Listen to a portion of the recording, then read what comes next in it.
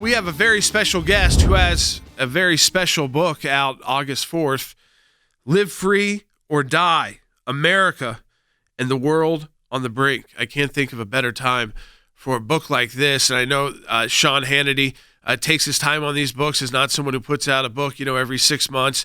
And he is joining us live on Jay Sekulow Live. Sean, it's great to have you on as a guest. It says in Latin, live free or America dies.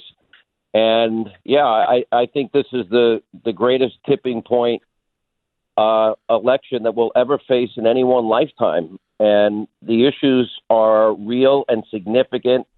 And if we don't make the right choice, put it this way, I think the last week and a half, Jordan, this race has changed dramatically. Yeah. Usually candidates, Republicans, Democrats, they'll run to their base in a primary and try and move to the center in a general election. But Joe Biden has done just the opposite. And Sean, I know in the introduction of your book, you talk about how this is just, you can't overstate the left's intentions and the devastating consequences we will face if Democrats regain control of the presidency and Congress. My last book, I donated all the money away. Yeah, so this is not about the book. This is about saving this country right now. Ronald Reagan said freedom is but one generation away from extinction. Yeah. This is an all-hands-on-deck moment, Jordan Sekulow, right now. And it's higher taxes and confiscatory taxes or lower taxes. It is energy independence or it's energy dependence. It is amnesty in the United Sanctuary States of America or it's secure borders and the rule of law. It is capitalism versus socialism. It is peace through strength versus appeasement. All of this is in play. This is a cry and a call. We need your vote in 105 days. We need you educated, and we need you to get out there, especially in the states that are going to matter. It was great to have Sean Hannity on with us, and I thought it was just special for our audience to have that opportunity, as brief as it was, though, to get to ask Sean questions.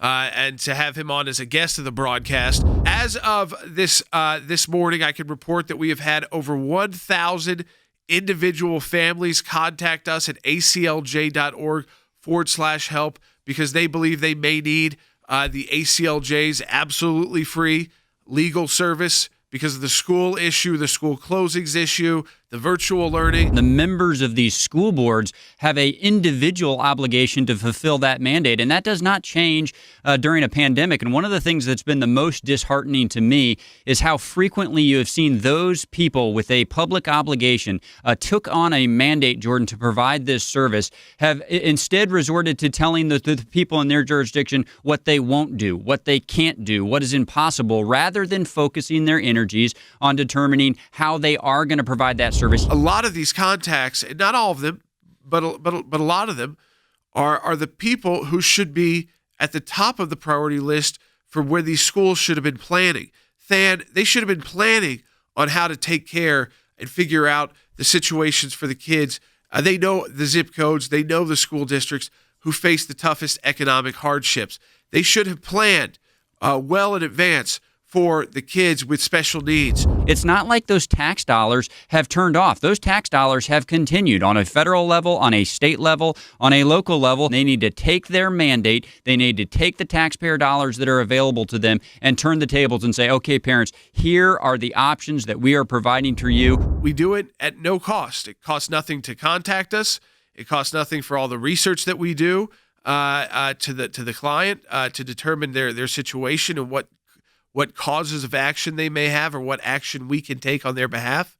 It costs them nothing if we represent them, even if we represent them all the way up to a state or U.S. Supreme Court. And folks, we are able to offer those services at no cost for all of these folks. We're able to do this radio broadcast and our television broadcast for everybody because of those of you who financially support the ACLJ. We're a nonprofit legal organization.